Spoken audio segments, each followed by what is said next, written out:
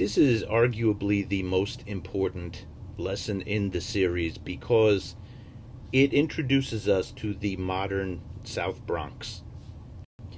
There was a shift in demographics that happened starting in the 1940s. Now, the era before, you might remember 1900 until about the 1930s, Great Depression. That was the era that the South Bronx really got heavily populated. It populated to levels that have not been surpassed since then. In the 1940s, we were fighting World War II, and right after the return of the soldiers from World War II, there was another population boom that happened. It was called, the children born of this era were called baby boomers. But there was a population shift from the city to the suburbs, and that was really specific to a group of people, and that was white people. Social scientists called this phenomenon white flight. After the end of slavery in 1865, understatement of the year, it wasn't like the world was suddenly this great place for black people. It was, and continues to be to this day, a massive struggle. You might have heard of Jim Crow laws, or laws that were passed by white legislators that were meant to continue the inequality that happened in society. And one of the themes of this unit is a lack of representation for non-whites in local and national government. And that's something that continues to be a struggle. And you might have heard of segregation, the concept of supposedly separate but equal, but it was really not. And, different water fountains, different bathrooms, different, nonsense. The mentality of segregation was, and arguably still is, heavily baked into society. Now, it's important that you realize there were people like Madame C.J. Walker, who became the first female millionaire in America. And we're talking, not just a first female black millionaire, we're talking about first female millionaire in America. But it's also important that you realize that if you're talking about blacks after abolition, after the stop of slavery, we're talking about starting from scratch. And that's financially speaking, too. And in the case of all minorities in the era, that was without the backing of somebody, anybody, an advocate in government. There were advocates, but it was not the same. I don't know if you've ever seen the stuff that was on television at the time. Television was a new phenomenon, and you can really see the worldview of the times with the commercials, the skits that were put on television, the cartoons. You could look for that on your own time if you wish. I was going to put it in this video, but let's move on. Dear God.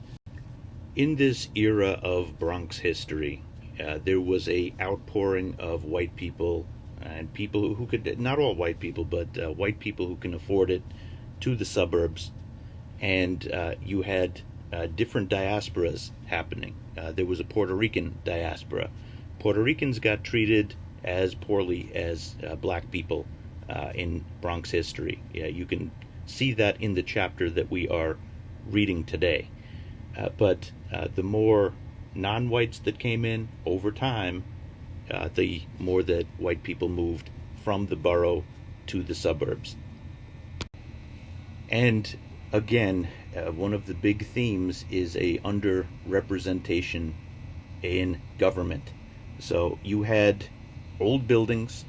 You're going to learn about public programs such as Mitchell Llama cooperatives, which were made as a way that there can be affordable housing But if you're talking about knowledge of people trying to navigate the systems of the time, like think about it. If you were white, you can ask for help. You knew who to ask for help.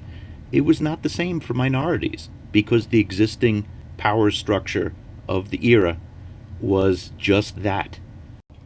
Another important theme of this chapter is the breakdown of ethnic neighborhoods, meaning the old school ones. I mean, there are diasporas that continue to happen. We used the example of Little Yemen. That is within the last 10 years. So these neighborhoods get built up and then they break down. So you might remember that after a diaspora, people would seek familiarity, after they move from their mother country to a new country. And, these neighborhoods break down due to supply and demand and due to change, due to Americanization.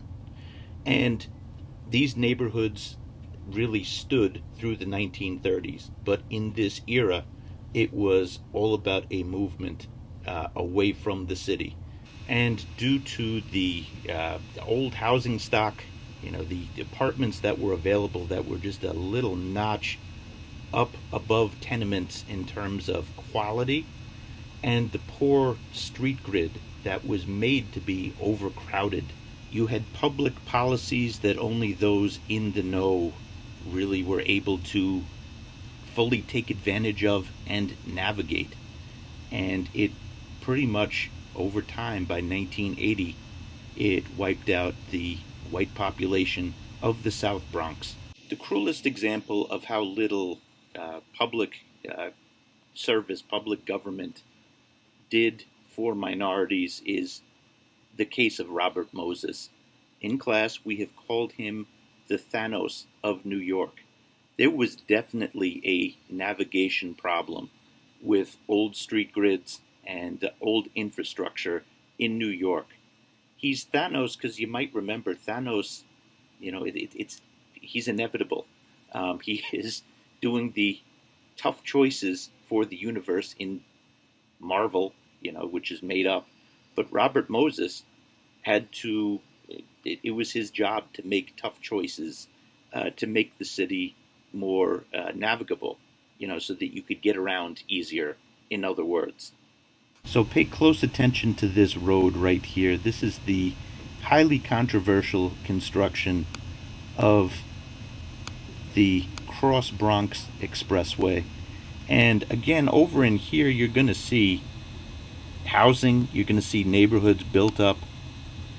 And Robert Moses was notorious for bulldozing minority communities, those without political connections. And this is just one example. He made arguably the Bronx more easy to get around, by doing this, and that was his job. But again and again, his name would come up in New York's history as somebody who arguably preyed upon groups who were not represented in government. That is a live picture, and obviously a major fire in a large building in the South Bronx region of New York City. That's a live picture, and obviously the fire department in the Bronx have their problems. My goodness, that's a huge place. That's... All the units to Bronx. Engine 259 to Bronx. 10-4. Engine 287 to Bronx. Right now we're at the corner of Charlotte and 170, the most infamous fire alarm box. By the late 70s, you had perhaps several thousand vacant buildings, burned out structures. You had empty lots. The streets were filled with potholes. Hydrants were broken, running. Sanitation, if anybody left garbage in the street, they were just left there. Animals were dead, decomposing in the streets. The first wave of arsons came from the landlords. They hired people, perhaps supers, junkies, to torch apartments. They would hire these people to go up and start the fire on a vacant apartment on the top floor. And that way, the fire would go up and spread across the whole building, and next thing you got 4 or 5 apartments involved in fire. There were booby traps, which would include holes in the floor that were covered over with linoleum, holes on the roof that would be tar papered over. There was bottles of gasoline left in the closet. So when you had like a fire really raging in an apartment, that bottle would light up and boom. In the late 70s, President Jimmy Carter visited the Bronx, and he called an area by Charlotte Street the worst slum in America. There are many documentaries about the Bronx in the 1970s and 1980s that show the shambles that the buildings had become. The crime rates were well documented. There was a time that the Bronx had the poorest zip codes in the United States of America. Terrible things were said about the minority population of the Bronx, and the blame was largely put on them for the social decay. Jim Crow was forgotten. Segregation was forgotten. A massive underrepresentation in government was forgotten. And the Bronx has remarkable people. And Maria Vega took it personally. I can explain what it is, but I do feel safer in the Bronx. I don't know why. Living here in the Bronx, in this neighborhood, I feel safer than being downtown or as it was in Brooklyn. She feels more welcome here, and that could reflect the flaws of society as a whole. Don't ever forget that in the Bronx's darkest days, an art movement that has literally circled the globe, hip-hop and the culture that comes with it, was started in the Bronx.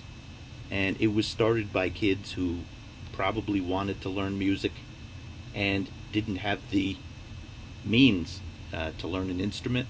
So what you get is you get record players, which were available, and you get spontaneous creativity, innovation. You know, the creativity to take the disco tracks of the time, loop them, and add lyrics to them. You might remember my silly raps on the school news. Well, that was inspired by your borough and this guy teaching in your borough for the vast majority of his 20-plus year career. And that leads us to the future. You might have heard the word gentrification. Well, controversial word. It is arguably happening again. The areas where the oldest buildings were in Mott Haven, right close to Manhattan, you're getting a skyline. And there's all this new real estate that has been popping up. And, pretty soon you're going to see the values of land in the area possibly rise, and you're going to see some really tall buildings come in. And that's due to supply and demand. Usually when a cycle like this happens, the residents who can't afford the rising rents are pushed out. So we're seeing an entire cycle happening over the span of this class. I mean, we went from the 1600s to today, and now I want to see what you have to say. We're starting to gear up for the final project in this series, and how do I say this? I need to see your best work. You need to show me your best work. And I'm looking forward to reading it. Don't be scared. I will help you. Miss Contre will help you. But we need your best. And go.